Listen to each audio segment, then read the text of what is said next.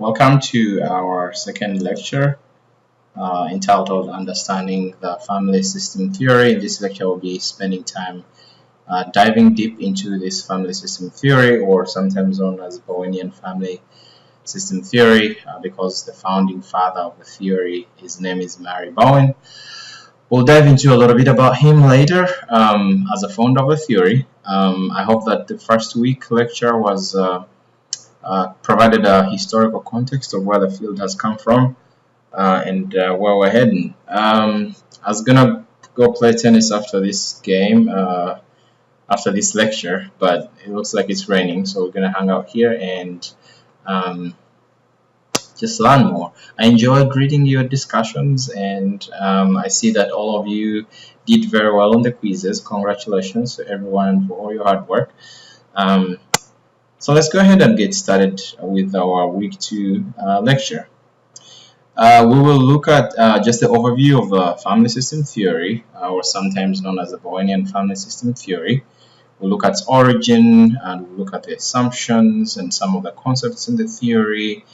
And just like any other good thing, there's always the criticism side. So we'll look at some criticisms of the theory, and we will end our lecture for today. Hopefully this will take us a few minutes. The first lecture was longer just because I needed to spend much time about the history and the context, but we'll try to be faster in this. So let's go ahead and get started. One of the difficult adjustments for counselors and psychotherapists from individualistic cultures, just like in America, is the adoption of a systems perspective. And the reason is because our culture and our personal experiences often tell us that we are autonomous individuals capable of free and independent choices. However, we are born in families, and most of us live our entire lives attached to one form of a family or another. And then in these families, we create, we maintain, we live, and often live by unspoken rules and routines that we hope to keep the function and the members moving. And so that's a big dilemma as we talk about family system therapy today. It's the whole idea that our culture, and even where I come from, there's this push for, I think I talked about that, but the push to be an individual, be autonomous. And the systems perspective doesn't think that way. The system perspective looks at all members of a family as interconnected, and what happens in another member affects the entire family. We'll look into that later. But basically, the family system theory, or Bowenian family system theory, looks at people in context of relationships. That everything we do as humans, the family system theory looks at it at people, behavior, emotions, and feelings in the context of those people around us. And so often, couple and family therapists use this theory to describe how people in a relationship contribute to what goes on between them. The theory views family members as inseparably intertwined in their lives and in death, and society as an interconnected to human.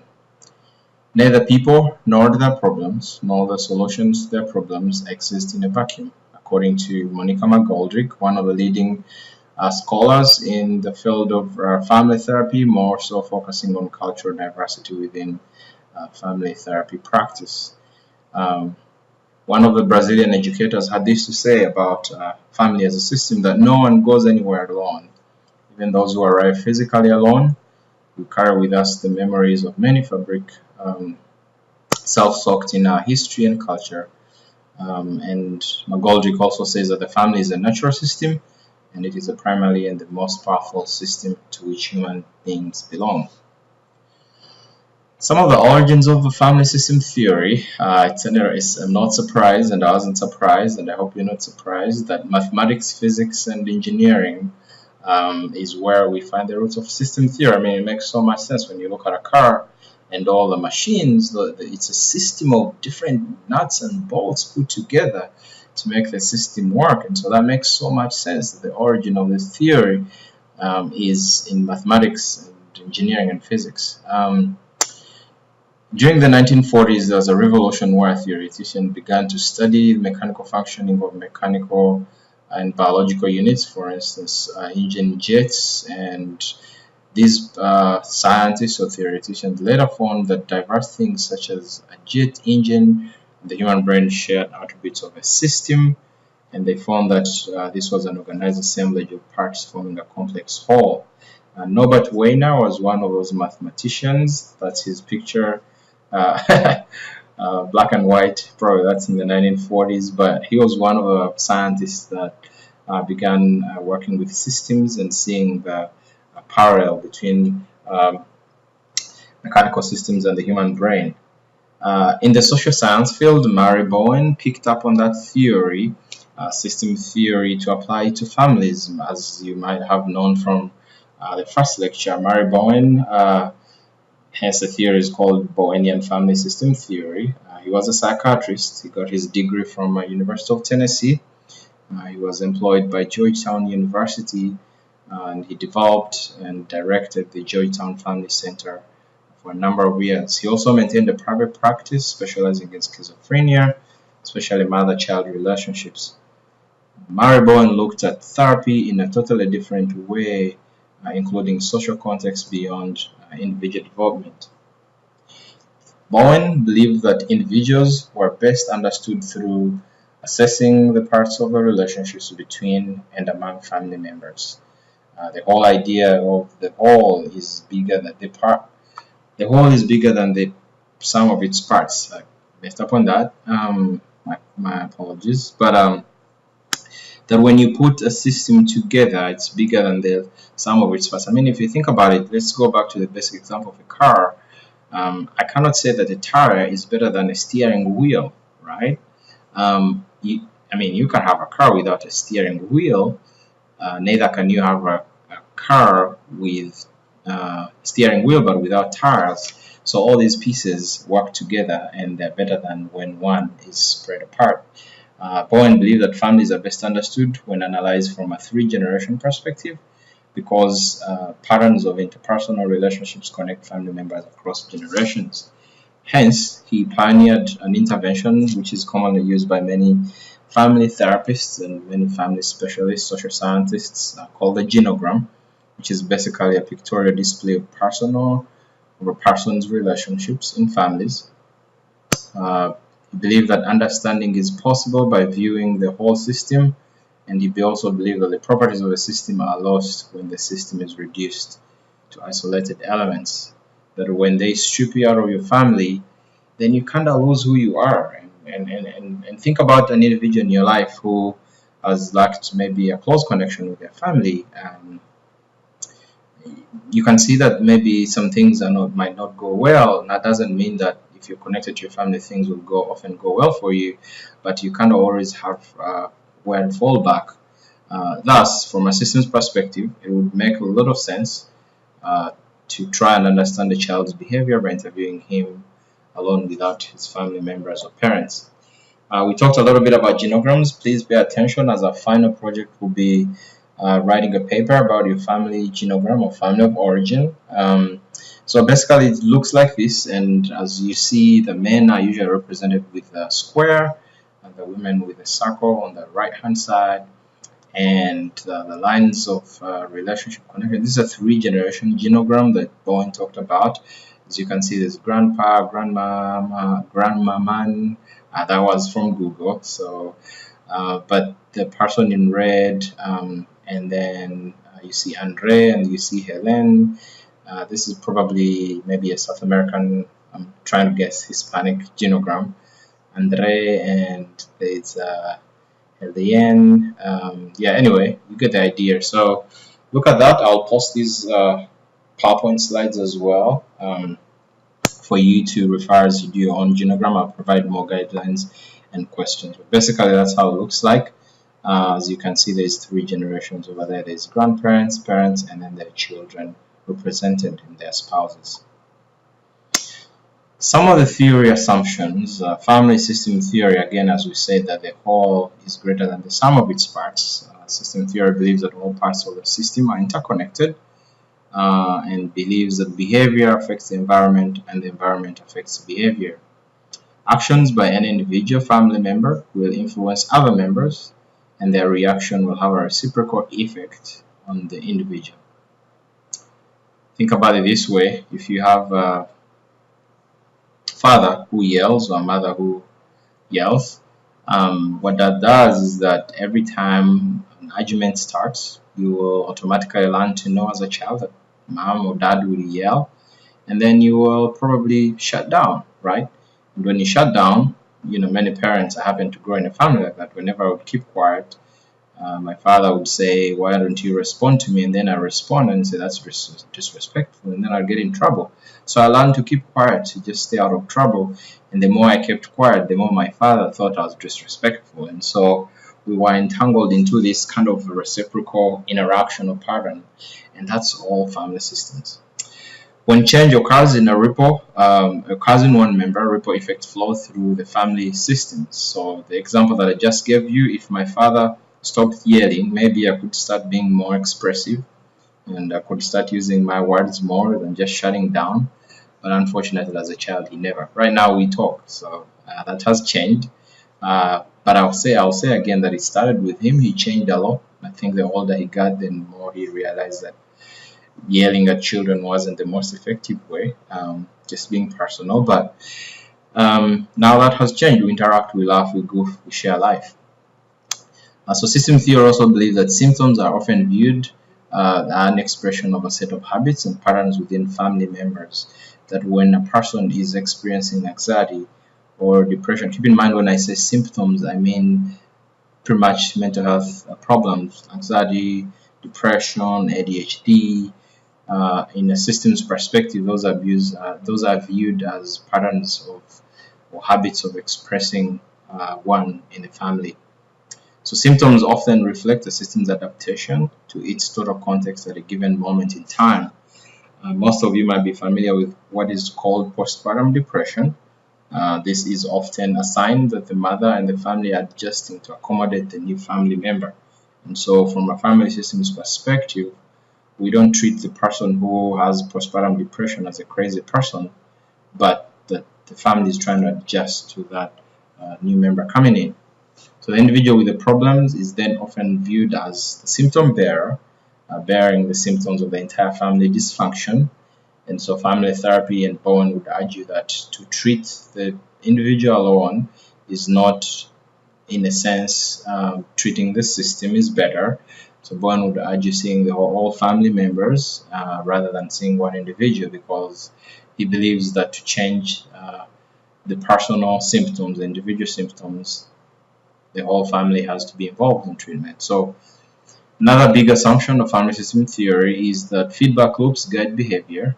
When I talk about feedback loops, I mean ways through which family communicates. So when one family member engages in behavior that is out of the norm for the family members engage him or her to get her back in line. There's positive feedback loops and there's negative feedback loops. Negative feedback loops are basically when a member involves in a family in a situation that the family doesn't like, then they will punish the child and to bring him back in order, and then to bring him back in order. Sorry, somebody's knocking at my door, but yeah, I think he's gone. Yeah, negative feedback talks about bringing the child, punishing. This is basically punishing the family member who did something that's out of the norm for the family. And then positive feedback. This is reward for, kind of trying to distract dysfunctionality in the family. So this is where the therapist would, for instance, reward the client for attempting to change the dysfunctional family dynamics. Family system theory also believes that pathological communication, e.g. criticism, double binds or causes relationship problems. With double binds, I mean conflicting messages. An example of a double bind would be, a schizophrenic mother goes to hospital to visit his son, and his son sees her, and then the son becomes anxious and frowns, and the mother instead hugs the son, and the son starts to cry. And the son starts to cry, the mom becomes anxious, And so the son is left confused and not knowing what the hug meant. Did it mean love, or it meant both the mother and the son actually confused? They're sending each other confusing messages. Um, all family members have specific roles, usually more than one. That is according to family system theory. And the theory believes that when one member refuses to play his role or her role in the family, that distorts family functioning. For instance, father that's alcoholic, and the mother is an enabler, and the son is kind of goofy who keeps the family together and makes jokes around dad's drinking. So in a sense, a family will be dysfunctional because members are not playing the roles they're supposed to be playing for healthy family functioning. You notice that all these assumptions challenge the more traditional intrapsychic frameworks. Like in the first lecture, we talked about Freudian psychoanalysis, which looked at problems as being from within the person. The assumptions of the theory for conceptualizing human problems and their formation are pretty different. They are systemic rather than intrapsychic. Think of an example. In my work, I work a lot with depression and anxiety, and a lot of what I see is teenage depression. One of the key signs of depression is that sense of isolation. I get a lot of teenagers complaining how they're bored and they feel alone, and they have no interest in doing things, what we commonly know as anhedonia. Um, I had trouble learning how to say that word, just because English is my third language, but it's basically a lack of interest in things we used to like. So these teenagers usually suffer alone due to family dysfunction, and it's not always in many, but in many cases, yeah. And so isolation brings a sense of loneliness. In most depressed cases, teenagers have lost a sense of trust in their parents and are left with a few people to talk to. That's according to research by Diamond and colleagues at the Family Science Intervention Center in Drexel, Pennsylvania, I believe. They do a lot of research around teenagers and depression. And so hence, a family therapy approach is very important to help the teen rebuild trust with his parents. Parents begin to be emotionally available when the teenager begins to have depressive episodes. And the sense of isolation goes away and goes away slowly by slowly. Just like any other theory, every theory has some concepts. Let's take some time and look at these concepts. There are 8 of them. Now, there's more that were added, but we'll look at the main 8. The first concept is called differentiation of self. This is the capacity to think, reflect, to not respond automatically to emotional pressures from others. Basically, Bowen believed that a self-differentiated person is one who is autonomous and is one who balances autonomy and dependency, and does not, his emotions or her emotions do not depend on what others around them are doing. So you can begin doing a self-check when someone says something, you're in a conversation and someone says something. How does it register in your emotions? Does it trigger you? Does it anger you? And over, what happens to that relationship? So according to Bowen, he believed that human relationships are driven by 2 counterbalancing forces, individuality and togetherness, that we all need a companionship, but we also need independence. Bowen had 2 main objectives whenever he worked with families in therapy. One, he hoped to help family members develop a rational and non-reactive approach to living, which he called differentiation of self. He also hoped to help detangle family interactions that involve 2 people pulling a third person into the couple's problems, what he called triangles. Now, we look at emotional triangles. These are ways to deal with anxiety, that when we're anxious, we pull in the third person to help kind of divide and share the anxiety. Triangles, this basically, 3 people are driven by anxiety. And so what happens is that instead of the couple dealing with their problems, for instance, the couple will direct their energy towards a problematic child to avoid facing their own marital problems. And this is what we see a lot in couple and family therapy. When I work with couples, it's usually the child that they complain about, but when the problem is the couple themselves. And so Family system theory looks beyond the problem that the parents are talking about and begins to map those interaction processes between the two. Bowen believes that problems exhibited in one's current family will not significantly change until relationship patterns in one's family of origin are understood and directly challenged. Another concept that's important is the undifferentiated ego mass. This is an excess of emotional reactivity in families. If you know someone who often overreacts to what you are trying to say, then you know how frustrating it can be to deal with emotionally reactive people. My apologies, that word is supposed to be to deal, not to dial. D-E-A-L, not D-A-L. But yeah, so Bowen believed that when people are excessively emotionally reactive, they have what he called the undifferentiated ego mass. Family projection process. This refers to the transmission of emotional problems from parent to child.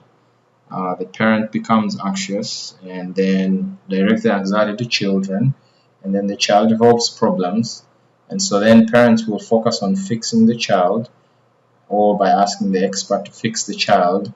And so Bowen would say that instead of focusing on fixing the child, from a systems perspective, that when the parents fix the problems between them, then the child's problems will automatically fix themselves. That sounds kind of cool. Who doesn't want that? Fix yourself and I'll be fine.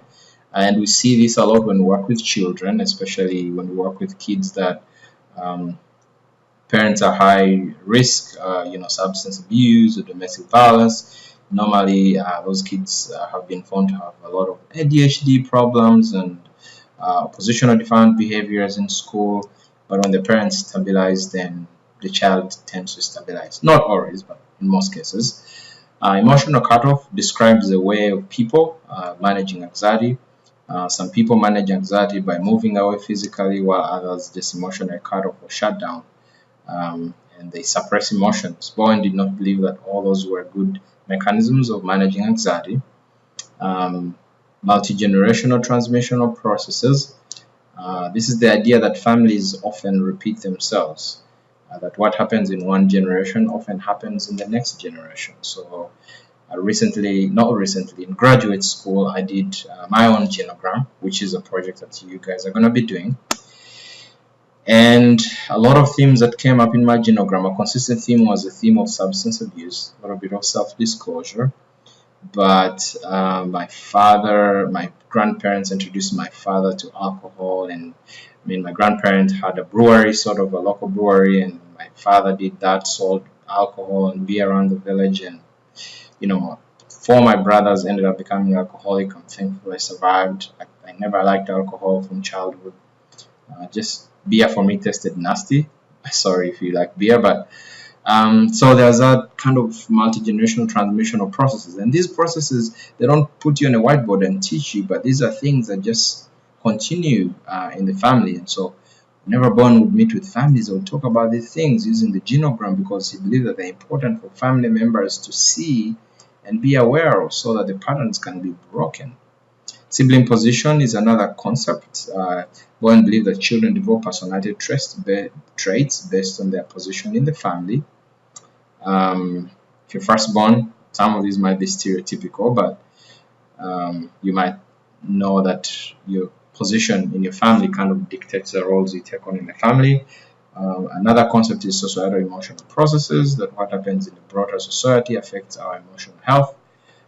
Bowen believed that sexism and classism and ethnic prejudice and all the other isms are toxic social emotional processes.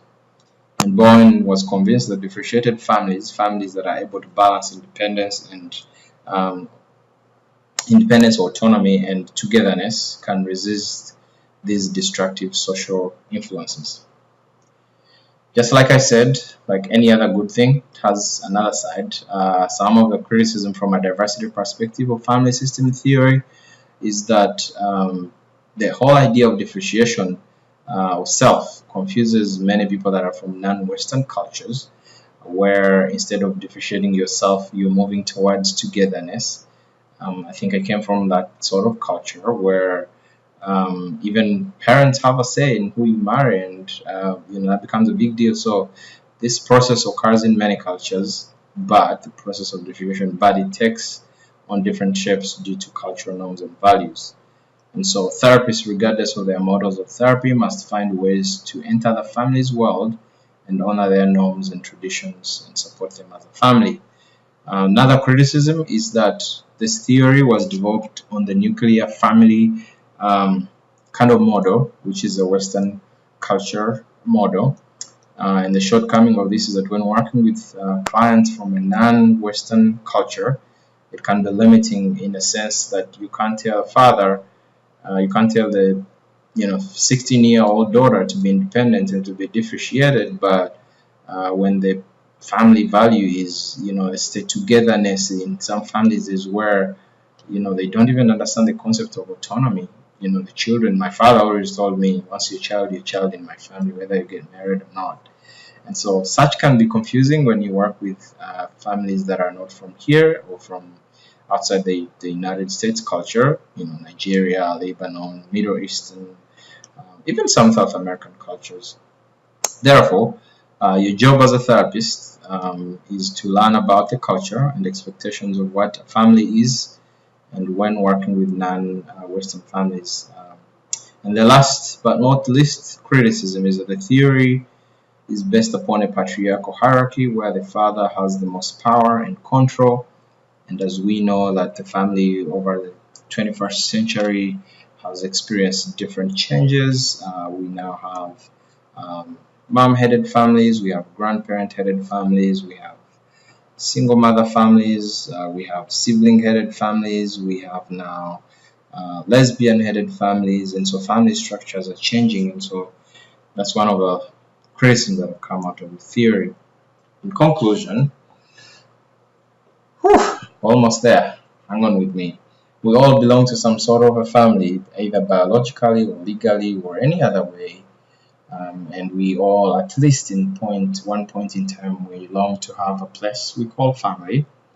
So a family systems approach helps us to see and understand people and their behaviors and emotions and problems in the context of their relationships. And what is happening around this person is not because of him, but his experiences in his family of origin. Like any larger cultural systems, families have a unique language that governs behavior, communication, and even how to feel about and life experiences. Family life is where roles, rules, and beliefs about life and its experiences are mostly learned and shaped. And so it's important to know that family plays a big role. When we talk about differentiation of self, this does not mean cutting off our families completely because they're nagging. But it means coming to understand our families well enough to feel like we are part of them and we belong to them, but also that we are separate and we can be on our own without worrying and being anxious. Finally, as we talked about, when you're a therapist, it is your job to do your homework about the families that you'll be working with, whether you are working as a social worker or foster care staff or a family therapist. Your job is to research and read about these families, remain curious, even within the family systems model framework. Just remain curious and ask these families what they view family to be, by avoiding to bring your biases of what family should look like. As we already said, that this is something that was developed in the Western cultures, and so when you interact with families that are not from the Western cultures, it's good to be curious. But also with families from Western cultures, there are those that are still traditional, where the men have power in the family and they take the leadership role and many roles. And so basic foundation is just be curious when working with families. I hope you enjoy this book. I hope you also get time to look at these other books. I highly recommend the Constantino book, How to Engage with Every Family, 5 Simple Principles. I also highly recommend the Genogram book as you look at the McGoldrick text, as you look at your assignments. Well, that was it for today's lecture. I hope that you enjoyed. So go ahead and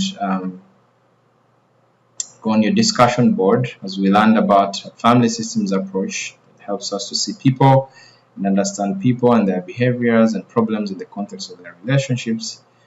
We want you to engage in a conversation and write a coherent response to the following questions. In what ways have you seen some of the assumptions of the family system theory at play in your own family dynamics or in your friends' family dynamics? Pick 2 assumptions out of what we shared. These slides will be available. If you don't want to go back and play with the video, the slides will be available in PDF, so you can download them as well and look through them as you write your coherent response to these questions. And do you see more benefits towards improving people's mental health, emotional health, and relationship problems using a systemic approach than an individual approach? If yes, give your reasons, and if no, also give your reasons. That said, thank you very much for listening, and I look forward to reading your discussion posts, and also look forward to seeing your quizzes and any emails as usual that you have. Please don't hesitate to shoot me an email. We'll look forward to hear from you and see what you post on the discussion board. Thank you very much.